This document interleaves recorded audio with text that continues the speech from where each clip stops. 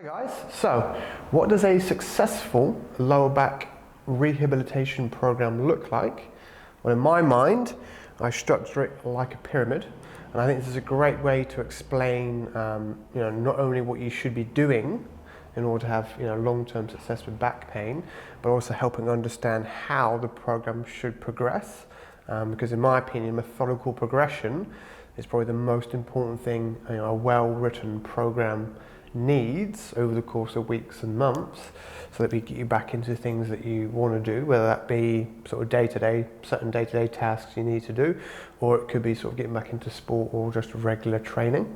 And what I'll do at each stage is I'll explain each level, but also make it clear as to why it's structured the way it is, and also the importance of, for each layer, how important the layer below is for it in terms of kind of keeping it up and keeping it together.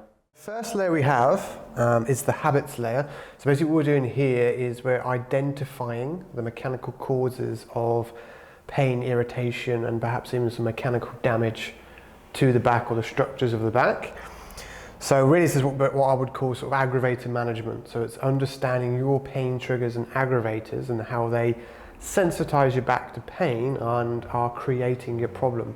So again, that's going to be sort of daily posture and movement habits that those who are familiar with the bank account, sort of drain the bank account, or imagine if you had like a scab on your arm, instead of letting your back kind of heal and settle, you just kind of keep picking at that scab, and it's always kind of irritated, never gets a chance to settle. So this is the most important layer, and I'd say for most people, this is where 80% of your battle is going to be. And I say that to all my new clients. Sometimes it goes in, sometimes it doesn't. But your back issue, 9 times out of 10, is not because your back is weak. It's just basically overused. And it's an overuse as a solution to get around certain movement problems and also certain components that you might be missing. So at this stage, there's kind of 3 different types of, tools that we're going to use to help kind of lay this sort of foundation layer. So the first one is testing. So those who are familiar with Stuart McGill's work, you'll understand the importance of what we call provocation testing. So provocation testing is to put you through certain movements and postures so that we can zero in on exactly what your pain triggers and aggravators are. And then from that, we can start to sort of reverse engineer what are the things that you're doing day to day that are sensitizing that back to pain. So for example, for a lot of people, sitting can be an issue, but what we can do with provocation testing is, is it just being sat and rounding forward, or is your pain worse if you lean more towards one side versus the other? And again, we might in that instance kind of identify that you've got a bit of an odd posture habit when you sit, you tend to buckle to the side. So if we can remove that, that's going to let the back start to settle. So it's really important, with these things not to guess, and we need as much clarity as possible, not just for like a coach like me, but most importantly for you, so that you understand the kind of the non-negotiable rules of the game for your back if you want your back to be pain-free. And if you understand those aggravators very clearly and where they tend to come up, that's going to give you the best chance to manage a pain-free back for the rest of your life. So provocation testing, super important to help get that clarity. And clarity is vital if you want success with managing a long-term back issue. The next thing we can look at then as well is also like patterns. So again, this is more about just making you aware of your day-to-day. Are there certain times of the day when the back feels worse versus when it feels better?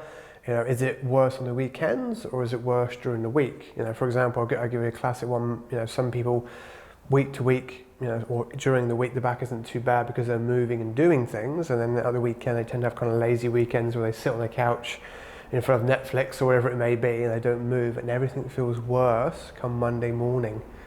And I'll say to them, what did you do at the weekend? And they'll say, I didn't do anything all weekend. Why is it worse? Well, maybe the doing nothing is a problem for you. So you might be one of those people that the less you move, the worse you feel. But again, having the testing and starting to pay attention to patterns helps give you that sort of clarity so you can start to manage those aggravators. So once we understand with testings and we've been aware of the kind of the patterns of how the pain comes and goes, obviously what we need to do then because you still need to move day to day, is we've got to work out movement and posture strategies for you that manage those aggravators but still let you get on with your day to day and do the things that you need to do. So for example, if you sit for long periods, you tend to slouch. Is a lumbar support of some description going to help you to stop you from rounding your lower back and aggravating your discs that way?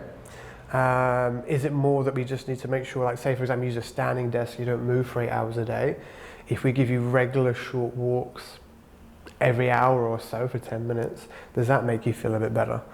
So again, we've got to work out for you. If we understand the problem of the aggravators clearly, then we can start to form strategies that are going to help you avoid those aggravators day to day.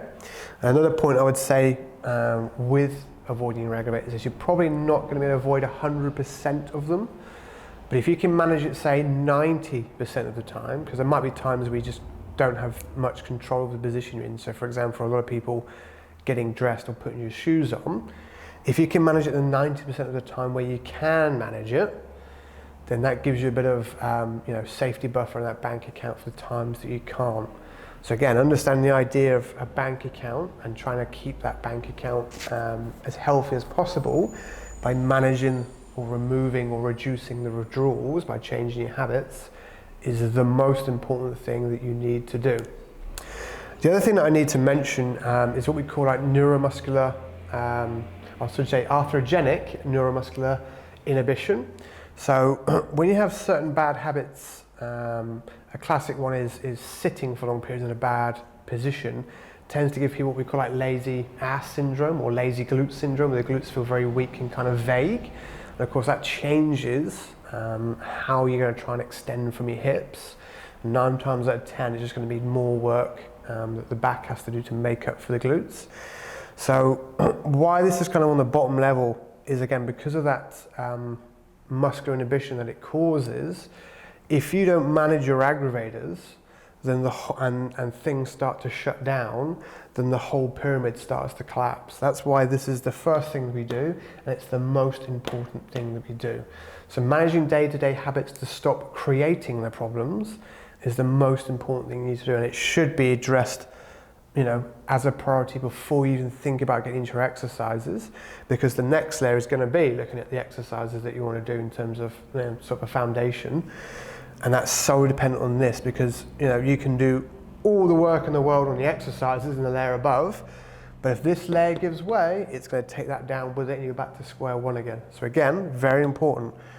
Test to understand the non-negotiable rules of the game for you, so you understand the exact mechanics of your pain, what triggers it, what makes it feel better. Pay attention to patterns, so days, weeks, start to find out when you're prone to being exposed to those aggravators so that you can be aware of them and start to change it preemptively. And then also you've got to work out what we call back sparing strategies to try and avoid those aggravators. And again, let your back have a chance to kind of settle and start the healing process. Layer 2 is what we call working on your components.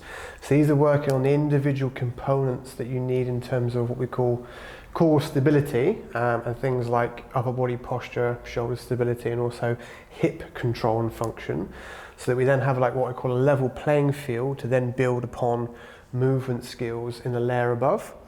So what we're doing here, like for a lot of people, there's generally like 2 rough classes of people. So some people who aren't very active and have never been very active, generally everything in their body is kind of feeble across the board, and it's kind of evenly feeble.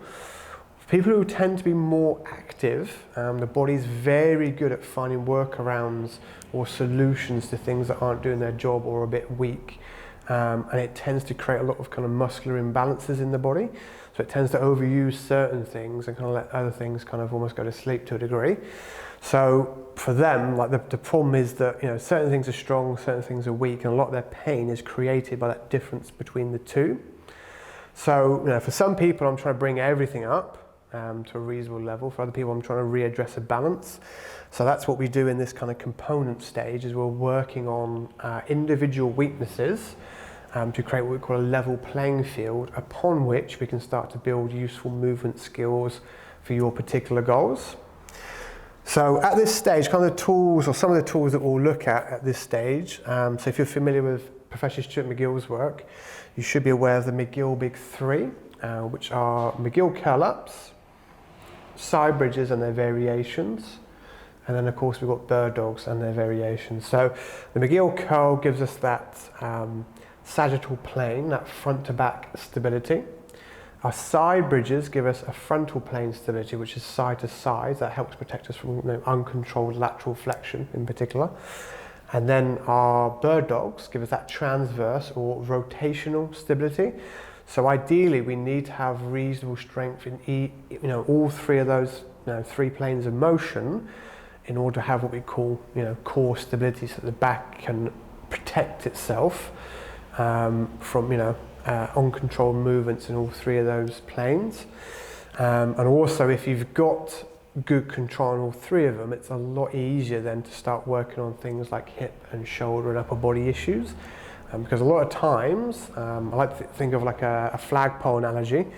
If your spine hasn't got the inherent stability it needs to kind of hold you together and upright, it's got 2 choices. It lets you fall to the floor like a piece of cooked spaghetti, which it's not going to do, or more likely it's going to start to drill in guy wires, use other muscles that are a bit too big and a bit too strong to start buckling your posture to try and make itself stable. When it does that, it's going to come at the cost of movement, but also sort of strength and speed and all those things that we want if you want to have build good movement skills on top. So again, if we can create that level playing field, it kind of resets everything, and we know that the very basics there, even for like day-to-day movement, we know we've got the components there that we can kind of put together to generate pain-free movement for you. So again, McGill Big Three is an important aspect of that. We also have Dr. Locke's Big Three for shoulders, which again, a lot of people tend to have very rounded postures with their neck sticking out like this. So that's one of my favorite ways to help correct that, is to lock in all of those scapular and humeral stabilizers around the shoulders to lock everything back to where it's supposed to be. And also for a lot of people as well, obviously generally, if you show me someone with back pain, I can pretty much guarantee they're going to have at least one hip or one glute that's kind of not up to scratch. So also we need to kind of get the hips functioning correctly. So it's, working on the core here, and then we sort of work our way out a little bit. We work on shoulders, we work on hips. If those sort of basics, so core stability, the hips are functioning well, the shoulders and posture, upper body posture look good, that's kind of, that's what's going to give you sort of pain-free movement for day-to-day type tasks. And for a lot of people, that's maybe only as far as they want to go. They want to do the real basics.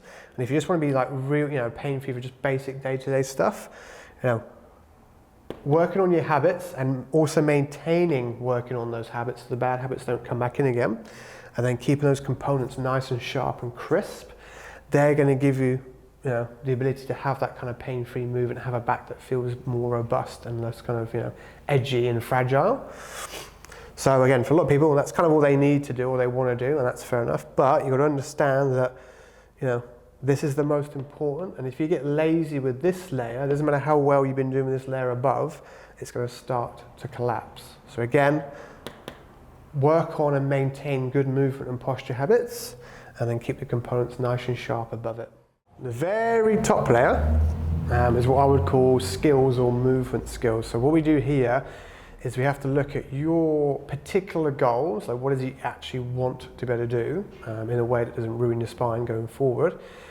And then we have to pick the right exercises and skill building tools to get you to those things. So something to remember here is that skills are both specific and perishable.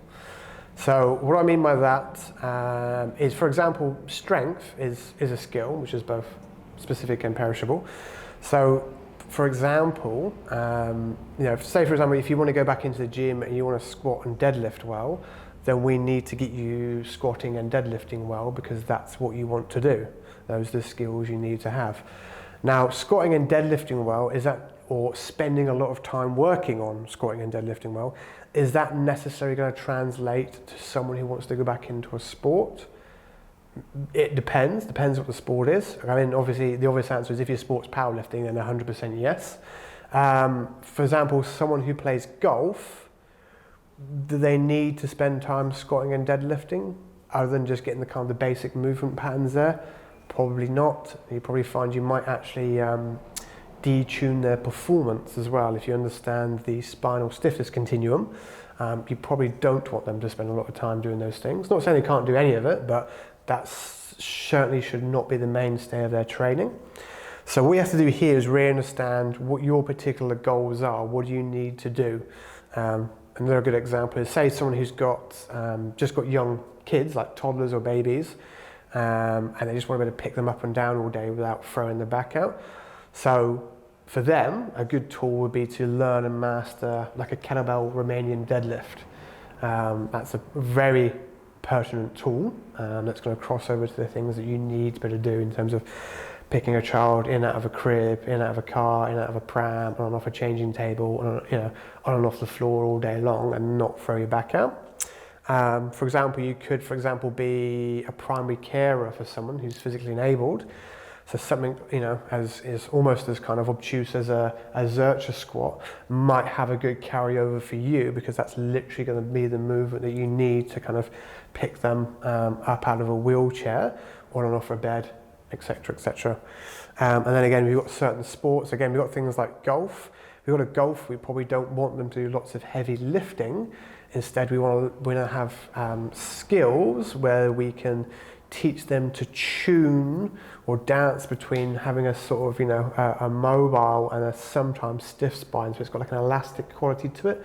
So at certain times, like for example, if they come back on their drive, they're loose. And as they come down, the second they make contact with the ball, they're tight and then they're loose again. So they release that power and give us that elastic speed that we need to give them a good drive.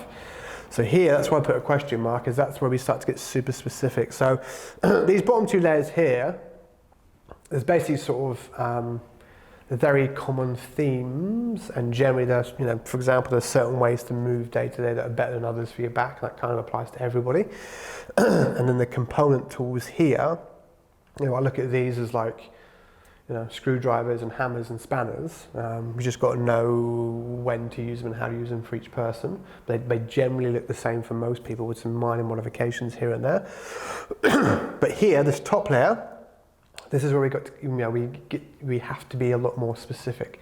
But that comes from really understanding what your goals and understanding the needs of those goals. So we give you exactly the right tools to develop the movement qualities and skills that we want for you to be successful with your goals. So again, 3 layers.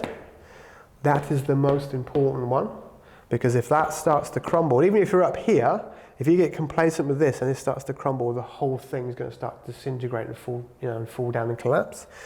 So keeping on top of this is the most important thing you'll ever do for the rest of your life to maintain a pain-free back.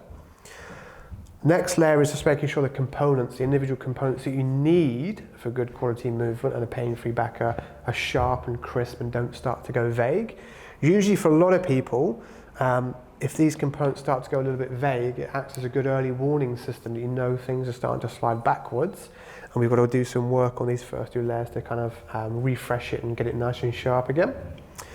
So then we've got good management of habits, the components are nice and crisp and sharp, and again then we can start to really tailor the individual skills to your goals and what you need to be able to do. But again, this is a really personal level. Just got to make sure you pick the appropriate tools for your goals, and that part that comes from really understanding the needs of either your sport or the tasks that you need to be able to do. So pyramid structure, most important, and then you work on the 2 layers above. If you maintain that solid foundation, the pyramid's going to stay nice and solid. If you get complacent with it, the whole thing crumbles. But I find it's a useful way to help explain, because a lot of people, when they do, excuse the truck, when they're out of pain, as they tend to forget about this and the bad habits start to creep in and everything starts to collapse, and that's how you get a relapse.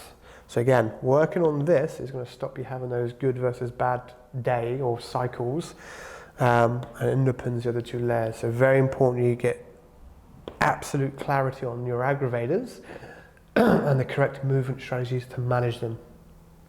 So what does a successful program look like? Like a pyramid.